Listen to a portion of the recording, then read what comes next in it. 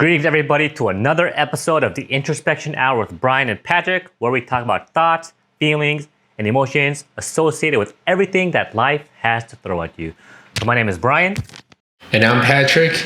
And Brian, let me tell you, I gotta start this one off, man. Family life is crazy right now.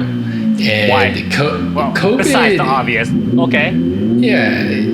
It's not just COVID. It's the fact that we're like going from occupying our time with anything outside of the home to just everything being occupied inside the home, right? So this is one of those things where no one was prepared for it. No one was really good for this unless you lived on a boat. Like as a family, just we're so dependent on things outside of the home. Go outside to the park, go to the daycare, go to preschool, play with friends, pool, whatever it is. And so those were the things that were supposedly what a family had to do to raise their kids right. I don't know about you, but I feel like this is causing us to just say, throw out the rule book. Like every rule, every advice people had of how to, develop your child, make sure they were developing well, make sure they were like taking advantage of some of the early childhood education materials, STEM, whatever. All of that, you got to kind of just throw out all that rule book, whatever they said to do. And every limit that they had, the best one I will say right now is screen time. And so this would be really interesting to get your perspective, because you're single, you don't have kids. There's this rule that like you should really limit your screen time to 1 or 2 hours. There's a day for kids, little kids like Ella's age, like 3 years old, 4 years old. It seems like most kids these days that I know have at least 4 to 5 hours of screen time, right? I mean, these are like teenagers. So you're saying kids, teenagers, or like preteens? Yeah, preteens, right? So imagine young kids, whether they're babies, toddlers, all the way up to even middle school, perhaps. Screen time in the sense of watching videos or playing computer games or tablet games, whatever it is. The rule was try to limit it to 1 to 2 hours a day. That was what the advice that was given. And seems crazy, right? I don't know. And we try to do it. So sorry, I have to interject here. So 1 or 2 hours of screen time, okay? So let's say assuming that life is normal, we're good.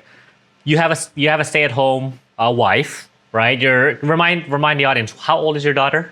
So my daughter is 3 years old right now. So she's 3 years old, so not quite old enough to go to preschool. Am I correct? I don't know the age. She would have just started, she was starting this year basically to be able to go into some school setting. Okay, so let's say she hasn't started preschool yet. What is a kid supposed to do if they're not watching or doing something entertaining involving screen time? So this is where, you take them out to play, or you play puzzles. We have a trampoline, we have a pull-up bar, gymnastics bar, whatever you can do to get them away from the screen. Because the people who develop these apps, they do it in a way where it's addictive. So the kids always want to just continue and continue. I mean, this is like Netflix on steroids. You thought Netflix was bad for adults? Like children's videos, children's apps, they don't need to worry about how good or bad the content is. They just need to worry about how addicting the content is. Because kids will always find something that they like, and then you just make that thing addicting, and then they'll just be on it for 4 or 5 hours a day if you don't stop them. And so, everyone was going around saying, yeah, they guilted you if your kid watched a lot of TV, if your kid had a lot of screen time. And my wife and I, we were already starting to be like, I think that's a load of, that's only for people or parents who have other people watching their kid. When my wife was by herself, she needed a way to actually go to the bathroom or cook. And you can't do that unless your kid is occupied in a safe manner.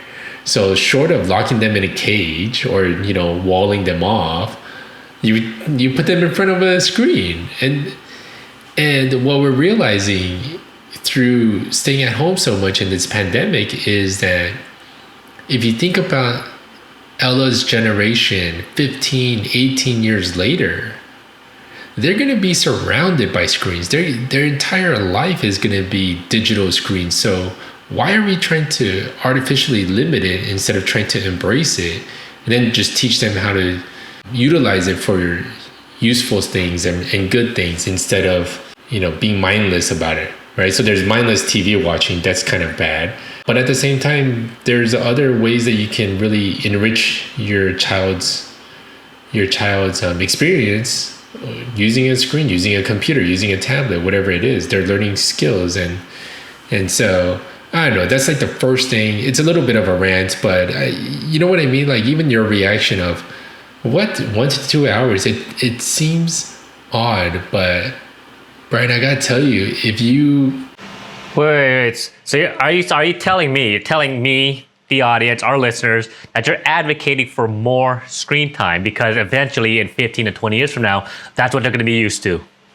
Absolutely. And I think if this pandemic has forced something on the parents, any parent that says, no, we've been able to keep it away from them, and they're home by themselves. Okay, so no external help, right? They don't have a nanny, they don't have an au pair, they don't have someone watching their kids while they work or they cook. So just two parents and however many kids that they have. Any of those parents that say they've been able to limit their screen time with young kids in particular from 1, 2 years old to like 6, 7 years old, man, I almost want to call like BS on the spot. Okay, actually, it's funny you say that because I have one friend here who does not believe in that. So he puts his kids to bed by 7:30. His kids, I believe, are 7 years old and 4 years old. And he has a daughter and a son. And he actually advocates not having any screen time whatsoever until they hit a specific age. Like I guess once you hit the teenager's age, right? Because let's face it, for example, in this generation, by 5 or 7 years old, most people probably have their own cell phone. I cannot 100% say if that's a guarantee or not, but I feel like this is just a generation, right? Like how you and I grew up with like Nintendos and Sega Genesis and all that, right? I grew up 5, by the way, just because I grew up in Starcraft. I grew up 5. Yeah. Not gonna lie, I think. But I get your point. I get your point that it's a good way to get interjected towards the screen, right? For actually utilizing how to use it. Because they say every generation, like for me, for example, I feel like I came naturally learning how to use a computer because we start at a young age on how to utilize Windows, how to utilize an Apple. Same thing with the kids these days. They know how to use an iPod, an iPad by like age 2. Everything's touchscreen, right? They know how to get around a touchscreen, and this is the boomers, I'll say. They're like, I can't believe kids these days know how to use a touchscreen. Touchscreen is one of the easiest things to learn. Trying to learn DOS commands or early Windows, that was freaking hard, right? Try to realize, if I push this happens. That's the whole point of how you teach a kid, let alone like a dog or another, animal. How do you learn? Instant notification, instant knowledge, like gratification that what you did was the correct thing. So move your hand this way. When you do that, this happens. It's instant. And that's actually like when you look at really young kid developmental activities, that's what they do. So that's why when your kid does something well, instantly reward them when you need to, and then take it back when they do something bad. But I mean, to your friend that's saying, no screen time, maybe because your friend has raised their kids for 4 years, but before the pandemic, if they've had so much external help, they were able to make the kids used to it, then that's fine. But most of the people in the US are working parents that don't have enough for like a full-time nanny or even part-time nanny or grandparents that can keep up with the child, because they need a lot of energy out. Every day you're just wondering, how much can I do to get the energy out that they have? And you basically entertain them and then hopefully teach them something in the process. All of those parents. Our other friend who has 2 kids, she has a daughter similar to Ella's age, minimum like 2 hours a day. And when I add up Ella's hours, 2 hours easily. 30 minutes for breakfast, an hour for dinner, just even while they're eating, because you have to choose. Do you want to deal with a kid that's going crazy, trying to force food into them, or do you want them to just watch something and still eat? You'd rather have the kid eat. You can fix that later, in my opinion. But I'm just saying, So let me ask you then, Patrick.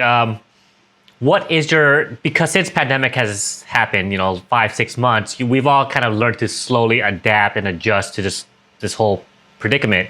What is your family's day-to-day routine? Because granted, you are working from home now, so you don't have to go to the office. So if your daughter's only spending, we'll say 2 hours screen time maximum, what is she doing for the remaining 12 or 13 hours? Yeah, so this is really interesting, and it's changed ever since my wife got pregnant. Before my wife got pregnant, she could, play with our daughter, do painting and drawing and Play-Doh and all that stuff. Once my wife got pregnant, and in the first trimester with the nausea and the morning sickness and all the hormonal changes that go with it, she was basically knocked out or bed rest. So she wasn't really able to move too much, maybe a little bit in the morning and then a little bit in the afternoon. So I wake up, get Ella, ready, brush her teeth, change her clothes, go down, feed her breakfast, eat my breakfast. I get about 1 or 2 hours of work. So I go up, do some work. Ella plays with my wife, Lena. And some days when Lena isn't feeling it, she just turns on the TV, because there's no way, a nauseated pregnant woman is keeping up with a 3-year-old. And then lunchtime comes, so I come down, make lunch, and feed Ella. If I have a conference call, I run back up. And if I have a little bit of time, I do the dishes, or else the dishes pile up. Go do some more work, come back down early. Then I got to play with Ella, an hour and a half straight, running around the house, whatever it takes. And then cook dinner, eat dinner, take a shower, play a little, and then put her to bed. So that's literally a day in the life. And then, so sprinkled within that are the moments when, I need to do something. My wife is laying on the couch because, she's nauseated, or the smell is bothering her, or she's just exhausted. Somebody's got to keep Ella entertained. And these days, and she goes through periods of ups and downs. So this is the other thing I want to say, is that the expectations of how our kids should react should be changed, because kids are adjusting and adapting too, as much as we are. And so some days it's just pure TV. That's the only thing that'll get her. Other days she's immersed in a puzzle, and other days she just wants to play around with her dolls. So to say you could do it every day, I don't know, man.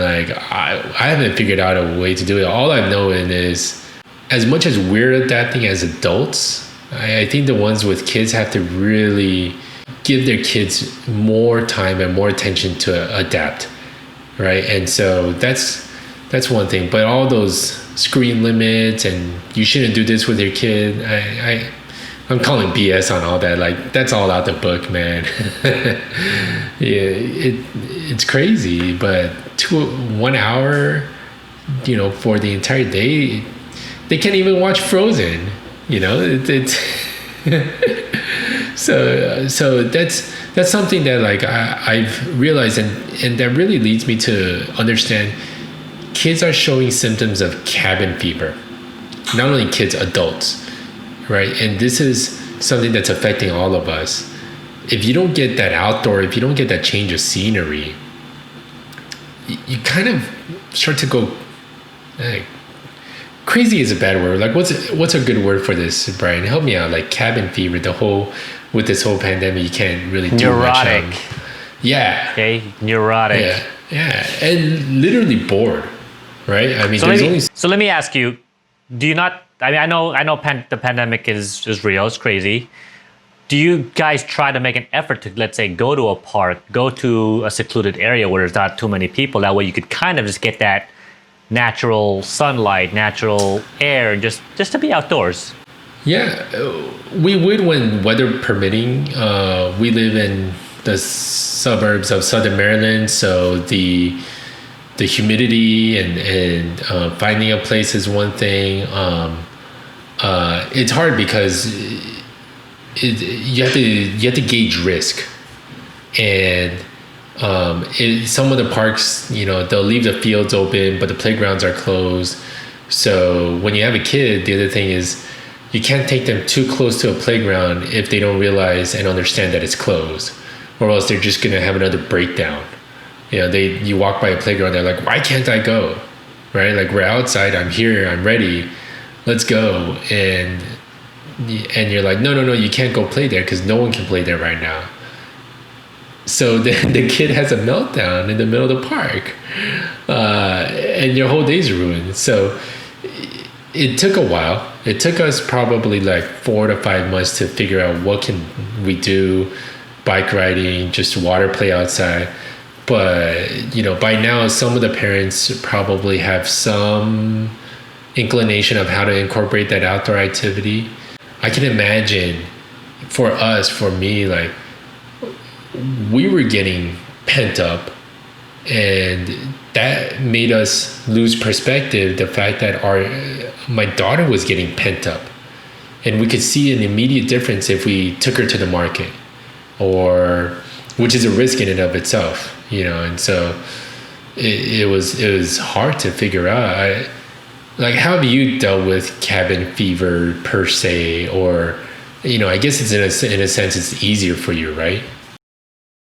I would say so. I mean, mainly because I have to basically focus on just myself. I don't have to worry about my wife. If I had a wife, I don't have to worry about my kid if I had a kid. And so, I mean, it's been hard for all of us. Cabin fever has been such a B word. I mean, not gonna lie. I remember the first time when we were living in Washington right now, when they first implemented the shelter in place, and they just really tried to implement people just stay indoors. It was 2 weeks in, I went crazy already. I mean, surprising that it's been 6 months, but the first 2 weeks where I was just like going to work, coming home, trying to do my due diligence to stay home and not try to infect and keep the numbers of COVID down. I was smashing against the wall. I was screaming. I was like, oh my God, I can't do this. What the hell? Like, this is not life. This is crazy. Like, all of the things that we've all already experienced. And sad to say, like, a lot of us I know have gotten used to this new normal, which is technically not the same, but it's just like, what do? Either you just keep complaining, you can't. We just have to just say, you know what, let's just deal with it. Let's put this up, and hopefully there's a light at the end of the tunnel. But I still try to go out every weekend. And by going out, I mean going on hikes. I mean camping. Usually when I say camping, I'm talking about going to like a trail 5 miles out in the mountains, pitching up a tent somewhere, and just coming back home the next day and just trying to get outdoors. That's basically it. I try to do as much as I can at home, maybe just learning a new skill, working on my videos on my other YouTube channel, for example. But I'm just trying everything that I can to keep myself entertained. I got back into StarCraft 2 again, unfortunately. But it's just something that it's just my guilty pleasure that I just love watching. I love playing it. So try my best, Yeah, and I think for parents, we have to remember our kids, no matter what age, are going through that, either at the same time or at different times with us. And it's an even extra step for us to recognize when they're dealing with that and when they're exhibiting symptoms that we know now we've kind of experienced. The other thing is like how we manage our time, how we manage our situation is so different family to family, based on your situation, based on your apartment, your house size, what you have access to, how much money you have, the resources. This is why I don't think any family can actually rely on other people to solve their problem. So every parent, every family has to figure it out on their own. There is no, try to go outdoors or have a spot in your house where it's a quiet time. Are you kidding me? Like, imagine my wife and I were like, if we were in our 1-bedroom apartment and this thing hit, oh man, Brian, I think I would have gone crazy. There's no way we would have done it. There's no way I would have worked. I don't even know where I would have worked. For one thing, a 1-bedroom apartment with a 3-year-old 2 weeks in, you thought you were going crazy, hitting your head against a wall. And the thing is that there's plenty of families that are in that situation: 1 bedroom, 2 bedroom, 1 or 2 kids, maybe 3, small houses. We're very fortunate. We bought our house, we moved into it, the pandemic hit, and we have plenty of space, right? There's open space, and it's decently sized. It's funny that you bring this up. Actually, I remember reading an article the other day. They're talking about how the housing situation has affected, how the pandemic has affected the housing situation. Because right now, a lot of new communities are building very open style homes, right? Open style apartments. There's no more separation of like, here's a bedroom. I mean, there still is, but the majority of how they're building it is very, very open spaces. And it's funny you mentioned that. They're saying like some couples are like redefining their relationship because they're like, hey, I see you so much. I'm working at home. I see you all the time. You're doing your work there. I'm doing my work here. We're just like, doing our Zoom meeting here. You're doing your Zoom meeting there. It starts becoming a conflict. And throw in another child there who's just, not 3 years old, but let's say they're 7 or 8 years old. They're going through their online schooling. It's crazy. So. And think about the number of devices that family needs now just to even keep up with a virtual setting, right? And imagine not having it provided for you, or not. Like, you have to literally share devices, so then you have to schedule device time, right? And so time management is like on a data. Every 2 days you have to change your time management strategy, or every day you have to rethink how you're going to do it based on what you have going on. My other friend, he and his wife are working. They have a newborn with a 3-year-old. They have to literally figure out what work they can do with the kids around, and what work they need silence and no distractions from, which means the other person is taking both kids and basically stopping all work. So this is the reality. It's some couples every day they need to double check and see what changed on your work schedule. When can you fit this in? What do you need on this one? These 2 hours you take the kid. These 2 hours I'll take the kid. Kids, whatever it is. And time management, all these articles about, find your routine, or, every day wake up at 4 o'clock or 5 o'clock and do exercises, or find some time to center yourself. And I know we talk about like, this is literally the introspection hour, and you're supposed to kind of like find yourself and look inside, but there's no time in the day. I'm getting fortunate because I'm finding time even to do this with you, and I want to, and my wife is feeling a little bit better. But man, some of my friends that tell me what their day-to-day is like, you're doing early morning work or late evening work, and everything in between is just whatever you can fit and whatever you can accommodate for each other with conference calls. So when the kids, the families with kids in school are dealing with a whole other thing. You need, as each person needs their own separate space where they can have a video conference call. And you know this, and we know this, you do need an enclosed space to have a proper good video conference, or else you're going to be on mute the entire time. Just don't be naked, right? Don't be having sex on Zoom, okay? Yeah, please, and learn how the mute button works. Yeah. And so actually, I do, this is a little tangent, but I'm just curious. So how some schools are opening up regarding, how do you feel about that? I know your kid's not quite at the age where she can go to like elementary school, but if your kid was, let's say, if Ella was 7 or 8 years old and elementary school is open, would you allow her to go to school to give you that freedom to, relax a little bit, right? Because let's face it, elementary school in general, it's a daycare. We put their kids there so that mom and dad can basically just be away for a little bit, right? Let's be honest. That's what it is. This is a hard question.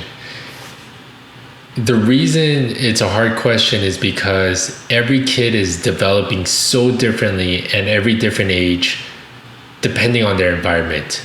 What I think I would do if Ella was 7 or 8 years old is very different from what I see other parents doing with kids who are actually 7, 8 years old, 5 years old, 6 years old, 10 years old, right? The older they get, the more self-sustaining they are. But the younger ones, it's such a double-edged sword.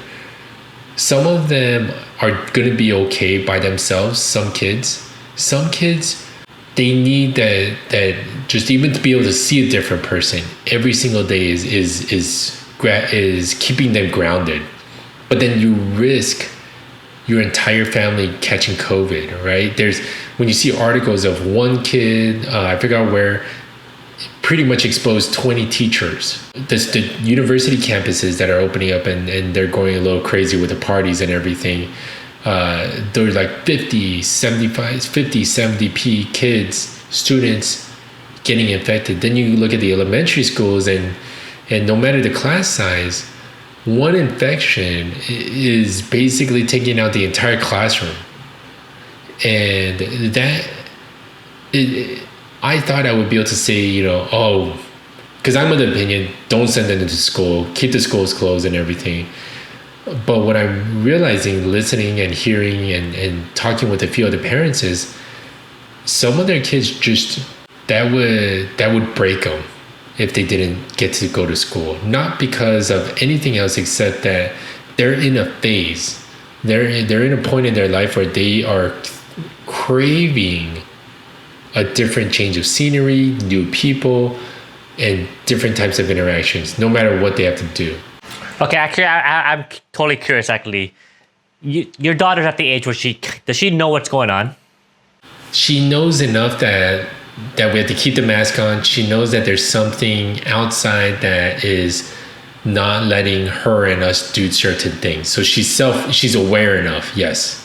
Okay, because I was gonna say, like, if your daughter, so you were saying like it's hard to get your, let's say for a kid who's 7 or 8 and they're trying to adjust to the not being able to go to school, right? How would you tell, let's say your daughter was at that age, what would you say to her saying, you can't go to school, honey, because how would you explain that to her? You just say what it is, and I think they'll understand it. There's two ways. One is explain the virus as it is, right? There's a virus just like the cold. Remember how so-and-so get a cold and then everyone gets a cold and then, you're stuck at home and you feel bad. This one's really, really bad and it could kill people. Okay. The reason why I bring this up is because it teaches to some degree about empathy, right? If your daughter is saying, no, daddy, I really want to go to school. I want to see my friends. But she doesn't quite understand. And I feel like when she gets older, she's going to be, not to say this is going to happen, but she's going to be one of those adults where it's like, I'm just going to do whatever I want. I don't care. You know what I'm talking about? We've seen a lot of those, right? Those anti-mask people who are like, this is my freedom and I'm just going to do what I want. So I think it's very important where you teach your kid the responsibility and the reasoning of why we're doing this so that they could get a better understanding of like, hey, this is why I'm staying home is so that, one, I can protect myself, and two, protect the people that I love, right? To kind of implement some of that strategy. So I don't have any kids, but that's kind of like, I just thought about that. So No, you're absolutely right, because empathy and these values that we hold true, that we try to teach our kids and pass down. This is something that I've had to like kind of bring to the forefront of my mind and my daily decisions and what I choose to do with my daughter and things like that. And I think, if for nothing else, if parents can get even a little bit of time to reassess what are their core values and what are the values that they want to instill in their children, that would help explain the pandemic to them so much, right? And just to your example, if they live at home with grandma and you tell them the virus, it would really, really hurt grandma or grandpa. And so this is why we need you to wear a mask. And they're like, I don't want to, I don't care. Right off the bat, you have something to work with your child. But this is something that we do need parents to at least be self-aware enough, actually go through the process of introspection and looking inside themselves to understand their core values, to know what's important, and then apply it to the decisions that they make. And then the explanation to their children should be a lot simpler. I've had to really start to decide when we realized my wife was pregnant, how much I would have to give up. But a lot of people would be like, I'm giving up so much for it. And I actually ended up realizing and deciding back then this is what I should be doing. This is what I signed up for. This is my responsibility. I should be embracing it and loving it. So that day in the life that I was talking about earlier, I loved every minute of it. Running up and down the stairs, trying to cook, mac and cheese as fast as I can, do the dishes, and whatever it is, I didn't mind. It wasn't a drag. It wasn't this, because to me inside I said,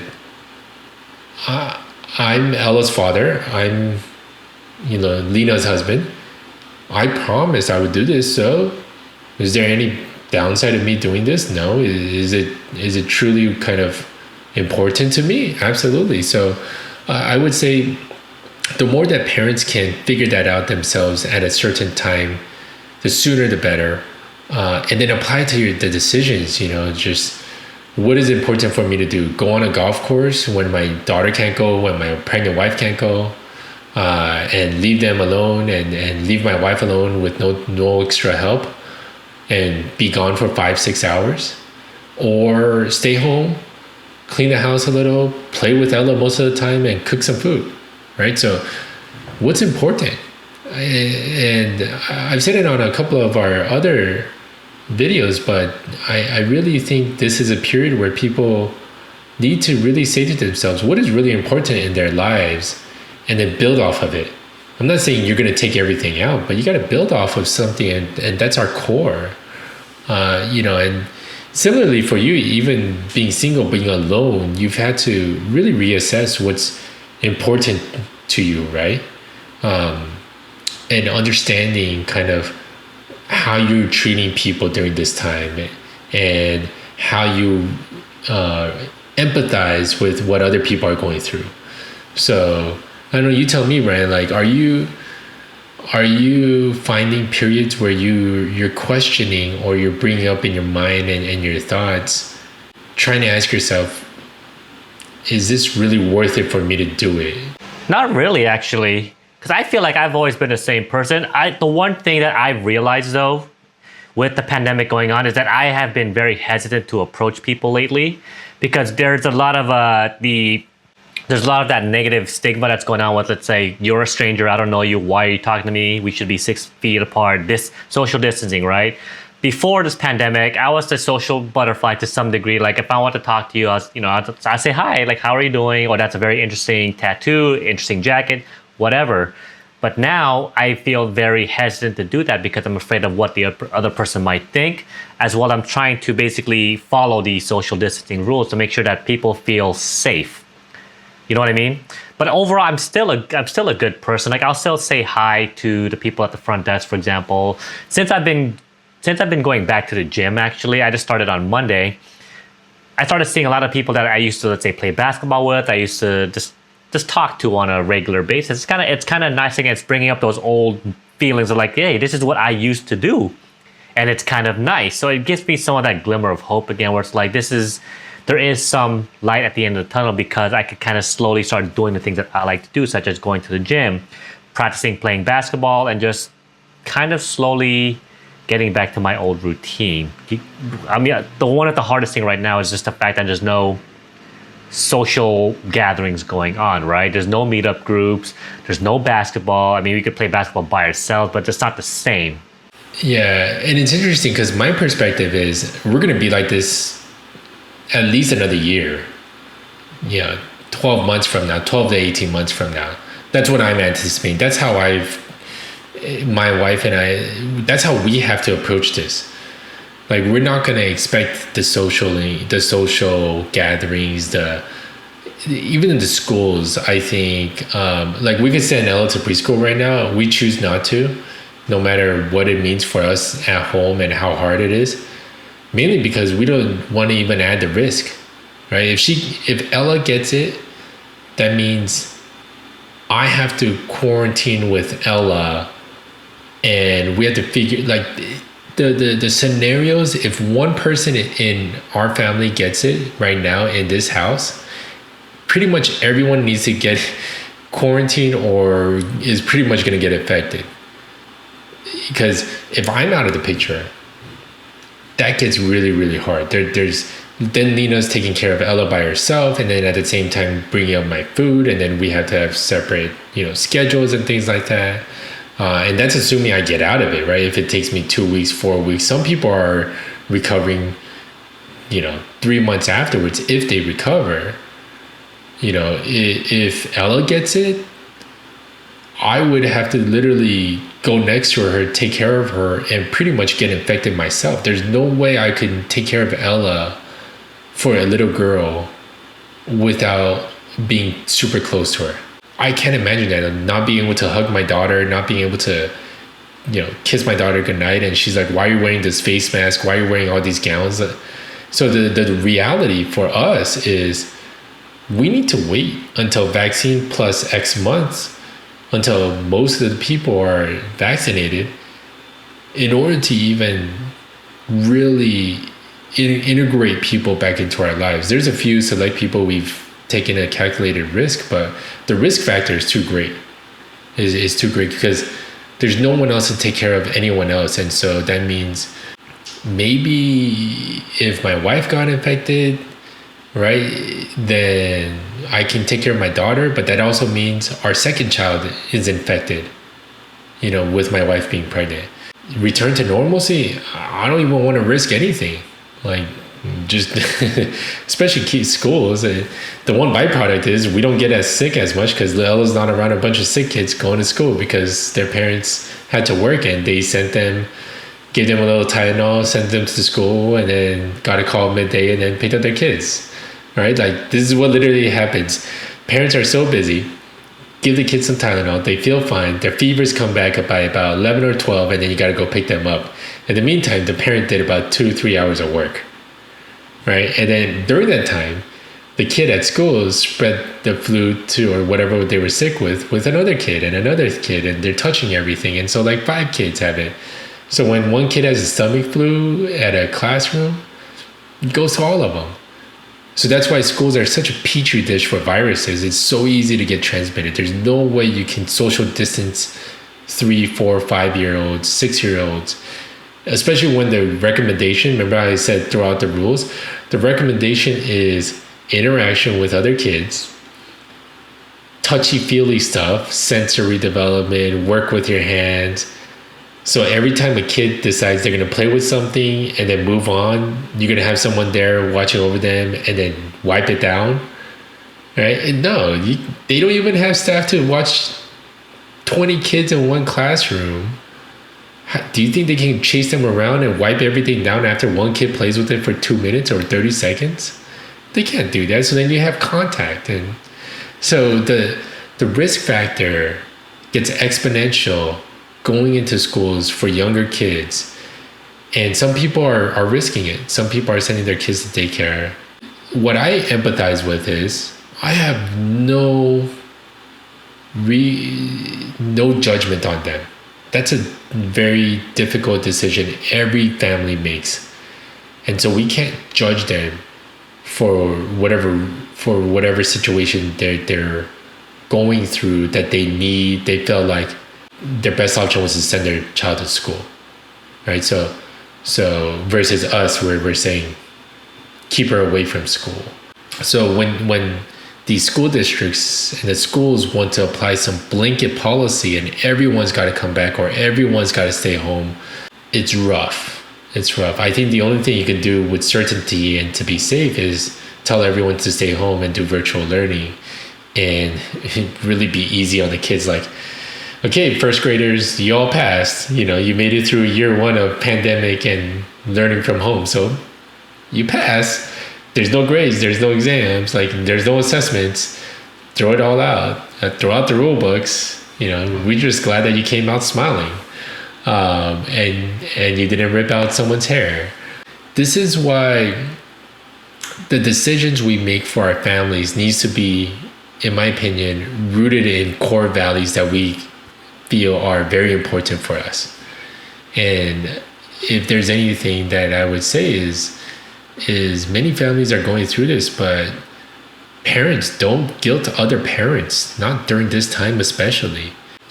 Kids at home that are poor, that don't have devices, they don't have internet, Not everyone has FiOS gigabit Ethernet internet speeds.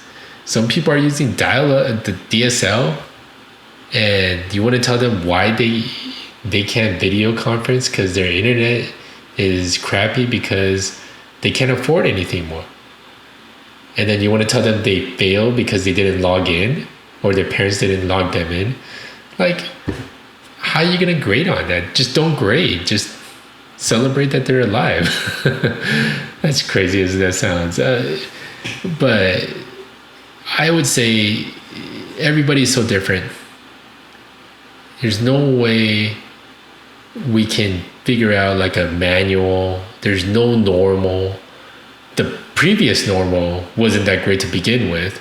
So let's not go back to that. Let's come out better is my stint right now is, man, I don't want to go back to the way things were. I want things to be better, like for schools, for work, teleworking, accommodating parents with kids who have screaming kids in the background.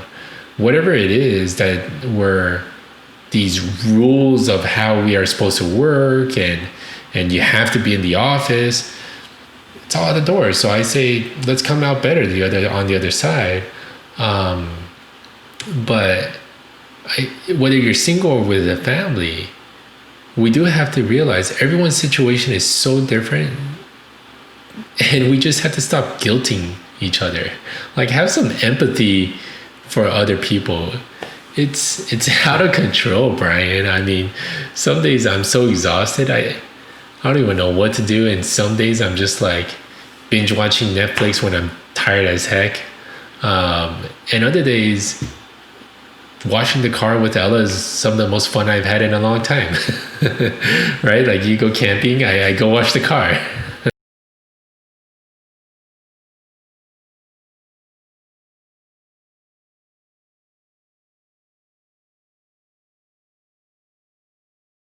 Yeah, so we just want everyone to kind of stay on this journey with us, keep up that hopeful notion, and really empathize with anyone else so that we don't judge them, because everyone's going through something different.